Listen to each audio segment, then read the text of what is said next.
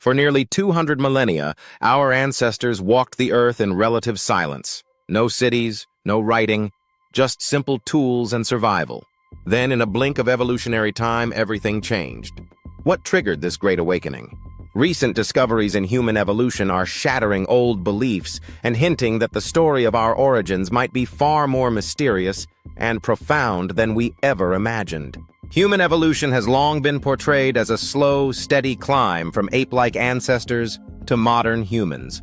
But new findings are upending that familiar story, forcing scientists and philosophers alike to reconsider humanity's past. Fossil evidence now suggests that anatomically modern humans existed hundreds of thousands of years ago, yet the dawn of civilization, advanced art, cities, writing, only began around 7,000 years ago. This 193,000-year gap between our physical origins and our first civilizations raises a provocative question. What were we doing all that time, and what finally sparked the leap into advanced society? In this journey, we'll explore the latest research that challenges long-held beliefs and venture into metaphysical insights that just might fill in the blanks. Get ready to rethink what it means to be human. For decades, scientists taught a straightforward timeline of human evolution. In this traditional view, Homo sapiens, people who looked like us, emerged in Africa roughly 200,000 years ago.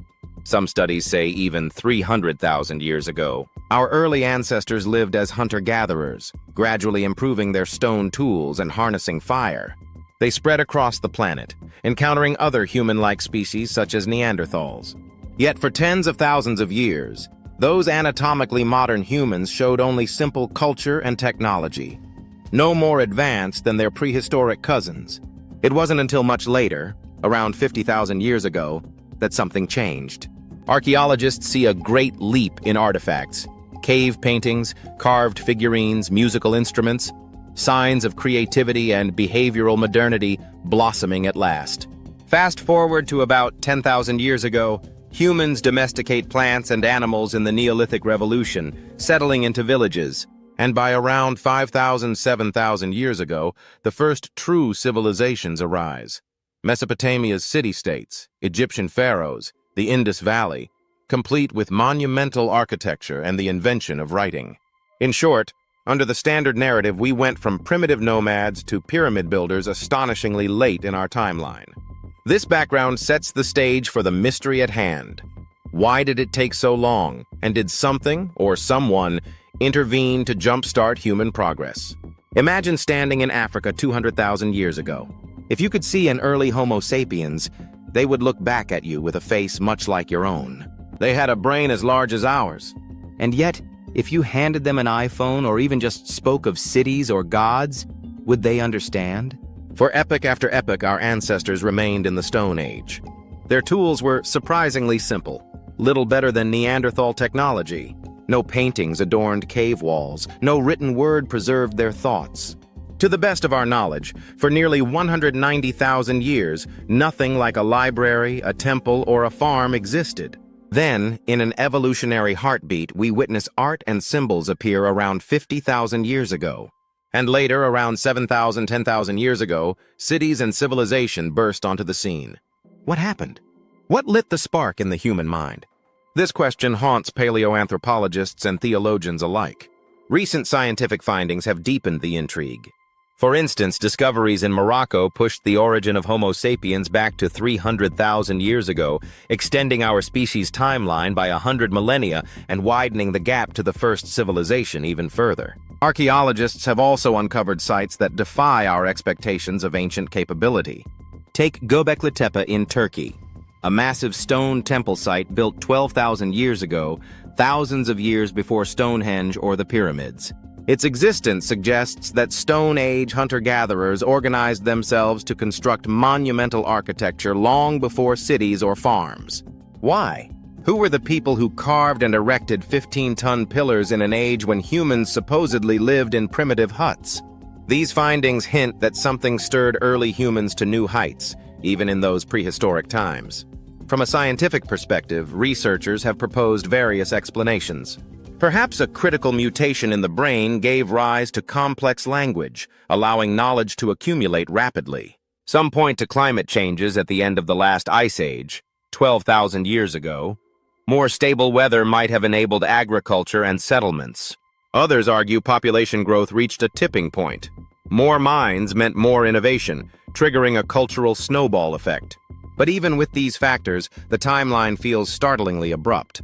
Our brains were ready long before. Something was holding us back. Now let's turn to an ancient narrative that might hold a clue. In spiritual traditions, especially those of the Abrahamic faiths, there is the story of Adam, not as a generic symbol, but as a specific being who marks the beginning of a new chapter for humanity. According to Islamic belief, life, and even human-like life, existed on Earth before Adam. One intriguing Islamic narration describes how before Adam's time, other beings, jinn and men, inhabited the Earth for millennia, spreading corruption. In this account, God then decides to create Adam as a Khalifa, vicegerent or representative, on Earth to usher in a different era. The picture is striking. It implies that beings akin to humans were already here, but Adam was a new kind of human, endowed with a higher consciousness or purpose, who would transform the world. Could it be that Adam was the first truly conscious human, not the first Homo sapiens body, but the first soul-awakened one? This idea, sometimes called the ensoulment or hybrid hypothesis, suggests that evolution may have produced our physical form, but a divine spark ignited our mind at a particular moment.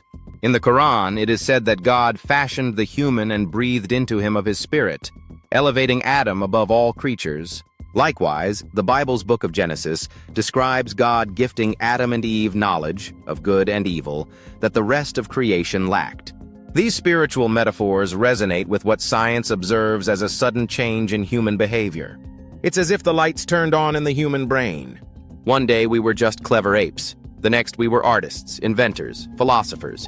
Let's connect the dots. Scientific facts tell us Homo sapiens had anatomy and brains in place long before civilization. Spiritual insights tell of a moment when knowledge or consciousness was bestowed upon humanity. They might be pointing to the same event, described in different languages. For example, paleoanthropologists talk about the behavioral modernity that appears in the archaeological record, the flowering of language, art, and abstract thought around 70,000 years ago. Meanwhile, religious narratives talk about the first humans who could commune with God, discern morality, and receive revelation, essentially the first spiritually awakened humans. What if these are one and the same? Consider that Adam, in some interpretations, is not placed 300,000 years ago, but much later. Some theological chronologies, drawing from the Bible, estimated Adam's creation around 6,000 to 10,000 years ago, notably right before the first evidence of agriculture and cities. In Genesis, Adam's children are said to have founded towns, practiced agriculture, metallurgy, and music. All hallmarks of civilization that appeared in reality only after 10,000 BCE, long after Homo sapiens as a species had existed. It's as if the scriptural timeline of Adam aligns not with our biological beginnings, but with our civilizational beginnings. Could it be more than a coincidence? Imagine early humans, physically capable but perhaps lacking the full spark of imagination and self-awareness, living generation after generation in a natural equilibrium. Then something shifts. A leader or prophet figure, Adam, emerges among them with unprecedented insight and awareness. Perhaps he teaches them language or new skills, or simply by his very existence changes how they see themselves. The Quranic tradition even describes Adam as having learned the names of all things, a poetic way of saying he had a unique understanding of the world.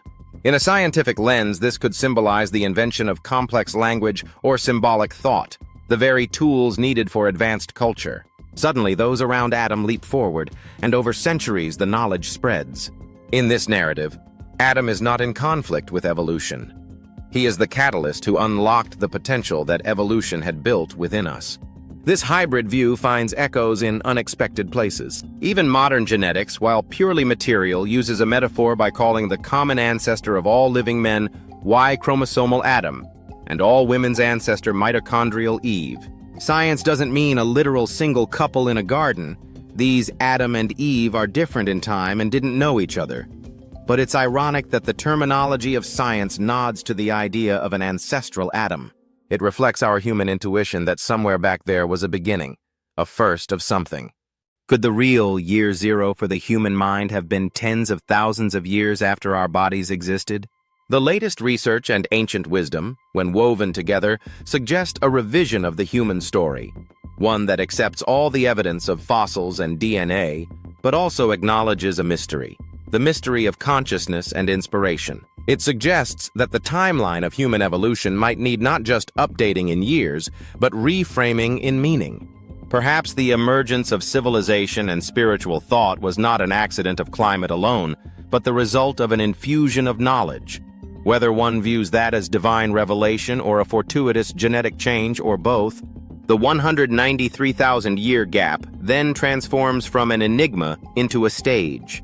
The long prologue during which the human body was prepared, and then the opening act when the human spirit was lit. Such a narrative is powerful, but it comes with its share of controversy. On one side, strictly scientific, and often atheist or materialist thinkers argue that we don't need to invoke any divine spark to explain human progress. They seek concrete causes, a mutation here, a climate shift there, sheer chance over time. From their view, extraordinary as it seems, the human mind could have bootstrapped itself from stone tools to spacecraft given enough millennia, no miracles required. These scholars point out that gaps in the record are not evidence of God, just evidence of what we haven't discovered yet. To them, suggesting a metaphysical intervention might feel like giving up on scientific explanation. And indeed, science continues to investigate the brain's evolution, finding, for example, hints of gradual development rather than one sudden change. On the other side, theological purists, whether creationist Christians or conservative Muslims, sometimes reject the scientific timeline entirely. They may hold that Adam was literally the first human being and that this occurred only a few thousand years ago. Such views often conflict directly with physical evidence, fossils, genetics, archaeology, which show humans present on Earth far, far earlier. This can lead to cognitive dissonance or elaborate attempts to explain away evidence, for example by claiming fossils are misdated or that Noah's flood messed up geological records. Traditional interpretations can also struggle with questions like, if other human-like beings existed before Adam, were they fully human? Did they have souls? These debates can become emotionally charged, pitting faith against fact in a zero-sum duel. Both perspectives have their limitations. Pure materialism sometimes fails to capture the deep awe of human consciousness, the inner life, the self-awareness that doesn't fossilize and can't be measured in a lab. Why do we paint caves and compose symphonies while no other species does? Is it just an accident or something more? Conversely, pure literalism in theology can blind us to overwhelming evidence and rob the spiritual narrative of its richness. It can make religion seem fearfully closed off from reality when perhaps it was always meant to inspire, not dictate scientific details. The conflict between science and faith has led many to an impasse, but it doesn't have to end there. What if we step back and see the bigger picture?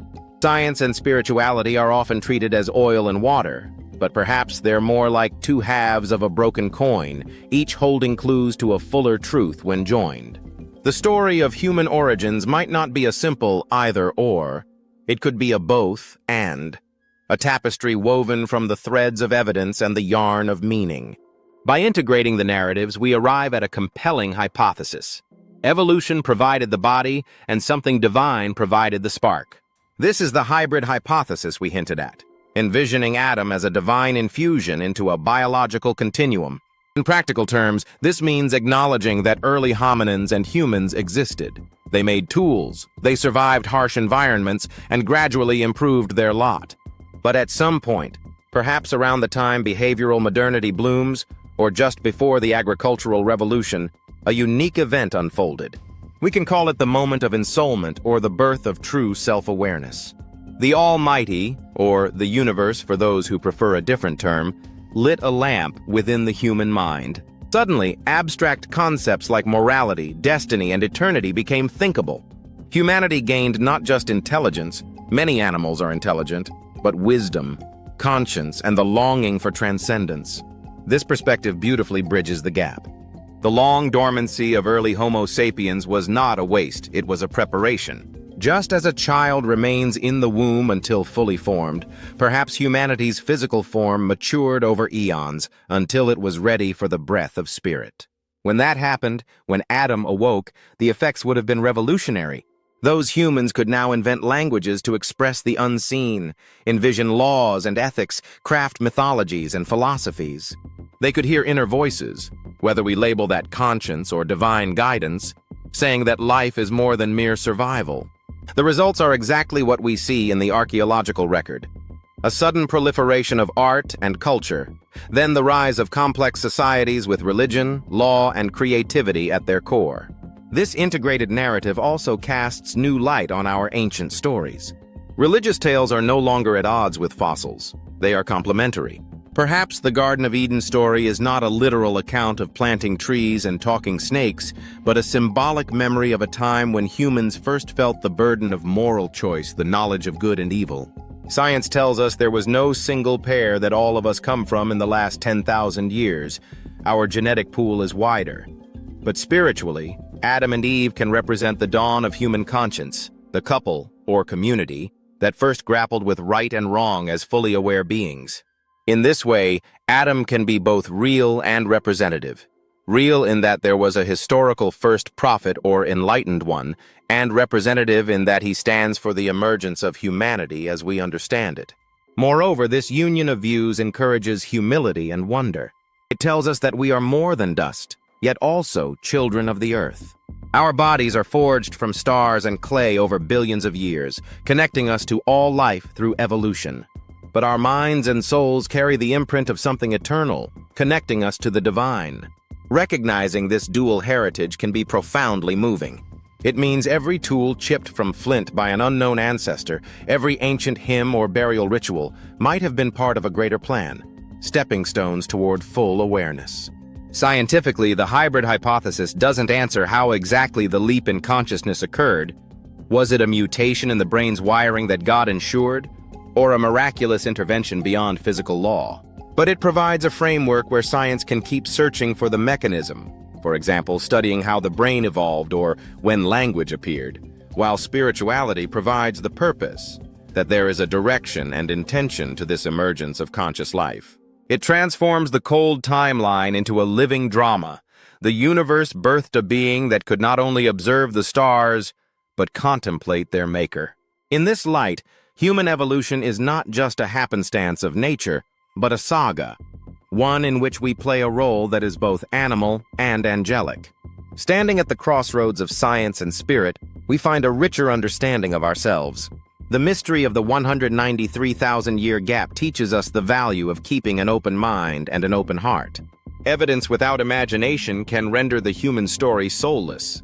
Faith without facts can make it baseless. But when we allow them to inform each other, we get closer to the truth, a tale of humble origins and transcendent purpose. The latest discoveries are thrilling.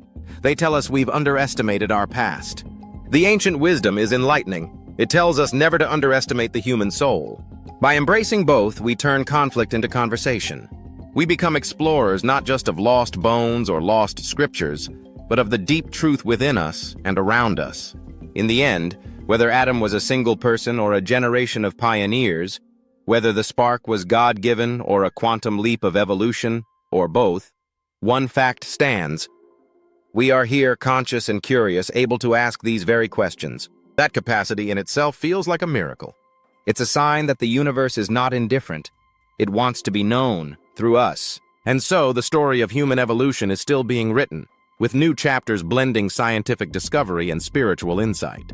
The next time you ponder who you are and where you come from, remember that you carry a legacy of stardust and divine breath. The journey of humanity is the journey of awakening, and it's an adventure we're all part of. The story we've shared today is as thought-provoking as it is unfinished. What do you think sparked humanity's great leap? Was it natural evolution, a divine intervention, or something else entirely? We invite you to join the conversation. Share your thoughts in the comments. Your perspective is a vital piece of this ongoing puzzle. If you enjoyed this deep dive into one of history's greatest mysteries, make sure to subscribe for more explorations into the secrets of our past and the wonders of our world. Don't forget to hit the like button if this video got you thinking.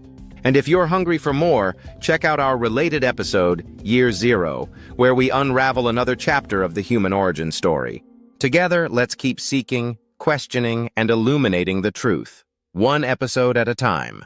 Subscribe and join us as we continue to bridge the gap between science and spirituality, between what is and what could be. Remember, the quest for knowledge is the quest for ourselves. Until next time, stay curious and keep the fire of inquiry burning bright.